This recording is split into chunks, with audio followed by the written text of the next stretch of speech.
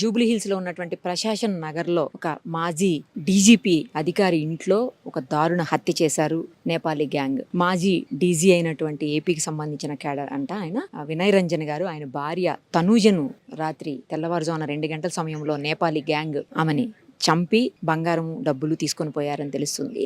ఇది ఆ స్కెచ్ వేసింది కూడా ఇంట్లో పని మనిషి వాళ్ళకి హెల్ప్ చేయడం వల్ల వాళ్ళ స్కెచ్ వేయగలరని తెలుస్తుంది. అయితే నిన్ననే ఆల్రెడీ రెక్కి కూడా ఒక రోజు ముందే రెక్కి కూడా నిర్వహించారని తెలుస్తుంది. అయితే మాజీ డీజీ గారు బయటికి వెళ్ళినటువంటి సమయం అది అర్ధరాత్రి 2 గంటల సమయంలో ఆమె ఫస్ట్ ఫ్లోర్లో ఉన్నప్పుడు ఆమె పిల్లలు కూడా పైనే ఉన్నారంట. కనీసం పిల్లలకు కూడా ఏమాత్రం అనుమానం రాకుండా కిందకొచ్చి కల్పన అనే ఆమె నేపాల్కి సంబంధించినటువంటి ఆమె గత కొన్ని రోజులుగా ఆమె ఇక్కడ వీళ్ళింట్లో పని చేస్తుందని తెలుస్తుంది. అయితే ఆమె కిందకు వచ్చి డోర్లు ఓపెన్ చేసి ఇదిగో ఈ బ్యాక్ గేట్, ఏ గేట్ అయితే మనకు కనిపిస్తుంది ఇక్కడ బ్యాక్, ఇదే గేట్ నుంచి లోపలికి వెళ్ళి ఆమెని ఒక నోట్లో గుడ్డలు గుక్కేసి చేతులు అన్నీ కట్టేసి లోపల ఉన్నటువంటి బంగారము ఇతర డబ్బులు కొన్ని తీసుకుని వెళ్ళారని తెలుస్తుంది.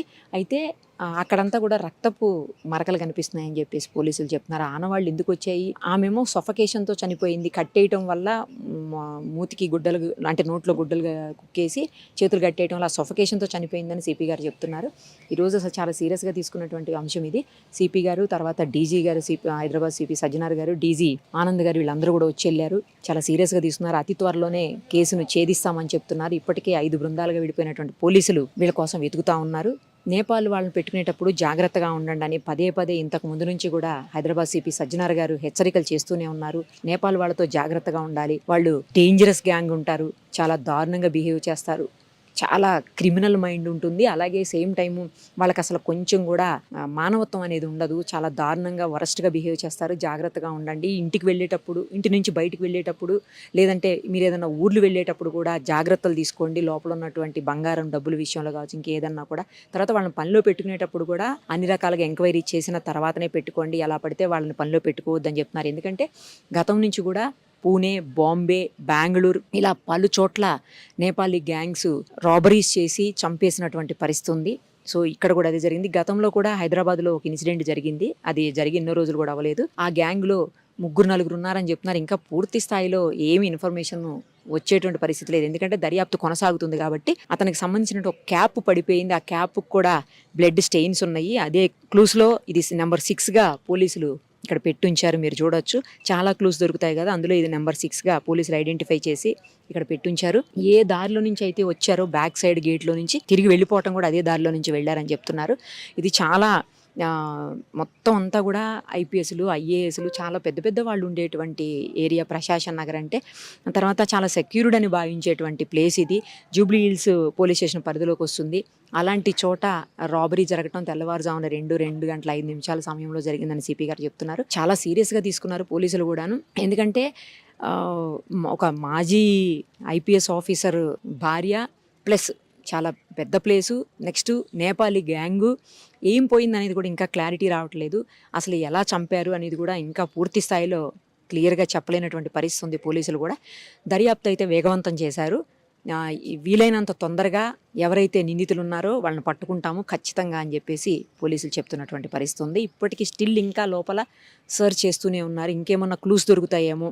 ఎందుకంటే సీసీ కెమెరాలు కూడా వర్క్ చేస్తున్నాయని చెప్తున్నారు. బట్ ఆ సీసీ కెమెరాల్లో ఫుటేజ్ అంతా తీసి వాళ్ళు ఎవరు ఏంటి అని పట్టుకునేందుకు, వాళ్ళు ఇటు సైడ్ వెళ్ళారని పట్టుకునేందుకు కొంచెం సమయం పడుతుంది. కాబట్టి పోలీసులకు కూడా ఆ దిశగా ప్రయత్నాలు అయితే చేస్తున్నారు. కానీ పదే పోలీసులు, ముఖ్యంగా సిపి గారు, హైదరాబాద్ సిపి అయినటువంటి సజ్జనార్ గారు పదే చెప్పేది ఏంటంటే నేపాల్ వాళ్ళతో జాగ్రత్తగా ఉండండి, నేపాల్ వాళ్ళని నమ్మకండి, నేపాల్ వాళ్ళని పనిలో పెట్టుకునే ముందు 1-2 సార్లు ఆలోచించి డెసిషన్ తీసుకోండి. అలాగే వాళ్ళకి అంటే బయటికి వెళ్ళేటప్పుడు కావచ్చు, లేకపోతే వాళ్ళ ఇంట్లో పని చేసేటప్పుడు కావచ్చు, అన్ని రకాల జాగ్రత్తలు తీసుకోండి. వాళ్ళ ఇంట్లో ఉంచుకునేటప్పుడు కూడా, అంటే నైట్ కొంతమంది మొత్తం స్టేజ్ ఇక్కడే ఉంచుకుంటారు కదా, అలాంటి వచ్చి పని చేసి వెళ్ళిపోయే వాళ్ళు వేరు, నైట్ ఇక్కడే ఉండే వాళ్ళ విషయంలో మరింత జాగ్రత్తగా ఉండండి అని గతం నుంచి కూడా చెప్తూనే ఉన్నారు. స్టిల్ ఇప్పుడు అదే చెప్తున్నారు.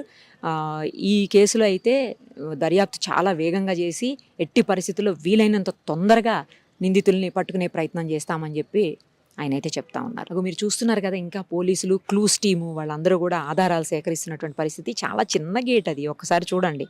ఇంత చిన్న గేట్లో నుంచి వచ్చారనమాట. మళ్ళీ వెళ్ళిపోయింది కూడా ఇదే గేట్లో నుంచి. ఇంకోటి ఏంటంటే డౌన్లోకి మీకు రెసిడెన్షియల్ హౌసెస్ కానీ, అంటే ఆ ఏరియా కానీ, రెసిడెన్షియల్ ఏరియా కానీ, లేదు అంటే హౌసెస్ కానీ ఏమీ లేవు. ఒక పార్క్ ఉంది, ఆ పార్కులో నుంచి బయటికి వెళ్ళిపోవటం ఈజీ అనుకుంటా. అందుకనే ఈ దారిని ఎంచుకున్నట్టున్నారు. మేబీ ఫ్రంట్ నుంచి వస్తే మొత్తం అంతా రోడ్డు ఉంది, ఇళ్ళు ఉన్నాయి, అన్నీ ఉన్నాయి కాబట్టి కష్టం అవుతుందని చెప్పేసి ఈ దారిని ఎంచుకున్నట్టున్నారు. చూడండి, అంటే రెక్కీ చేశారు అని చెప్తున్నారు కదా పోలీసులు, అది నిజం. రెక్కీ చేయకపోతే వాళ్ళకి ఏది ఎక్కడుంది ఏంటిది కూడా తెలియదు.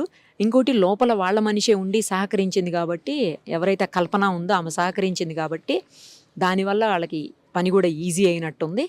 బట్ వీళ్ళు చాలా నటోరియస్ క్రిమినల్స్ ఉంటారనమాట. చాలా దారుణంగా బిహేవ్ చేస్తారు. ఎప్పుడైనా సరే నేపాల్ గ్యాంగ్ తోటి చాలా జాగ్రత్తగా ఉండాలని చెప్తున్నారు. క్లూస్ ఏవో దొరికినట్టున్నాయి, తీసుకుని వెళ్తున్నారు. వాళ్ళ దగ్గర ఉన్నటువంటి బ్రీఫ్ కేసులు ఉన్నాయి చూడండి, వాటిలోనే క్లూస్ ఏవో తీసుకుని వెళ్తున్నారు. సో లోపలికైతే ఎవరిని అలౌ చేయట్లేదు, ఎందుకంటే ఇంకా చాలా క్లూస్ లోపల ఉన్నాయనే అనుమానం ఉంది పోలీసులకు. అందువల్లనే ఎవరిని అలౌ చేయట్లేదు.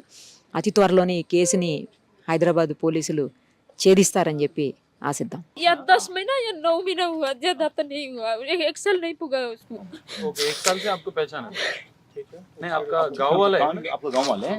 मेरे गांव से 2 दिन लगते हैं उसके गांव जाने के लिए। कौन सा गाँव है आपका? उसका पहाड़ ये लगा है, मेरा कैलाली है, वो धनगढ़ी काठमांडू बोलते हैं ना, उसकी नजदीक है। कुछ रिश्तेदार है आपका? हाँ, नहीं, रोना इधर देखो, इधर कुछ भी नहीं होता, आप हमारा कुछ भी नहीं होता।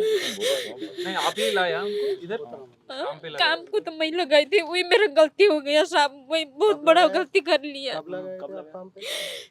दिवाली से पहले लगाई थी, उससे पहले कहाँ थी? आप ही पुणे में थी, पुणे में। पुणे में करे तो इधर पका बुलाइए अब। अब बुला के पका इससे पहले आप ही काम मैं करता नहीं था? बुलाई, मैं कल्पना करते का थे, प्लेस में? मैं करती थी इधर का। 1.5 साल तक इधर काम करी। दिवाली में साहब से बोली, पापा लोग, साहब की 2 बेटी हैं, उनसे बोली उनको मेरा काम बहुत पसंद है। फिर पापा लोग बोले गांव को मत जा, बोले थे मैडम भी बोले थे। मैं बोले मेरा बच्चा है, मैं देखने को जा रही हूँ, 3 साल हो गया मैं गाँव को नहीं गया।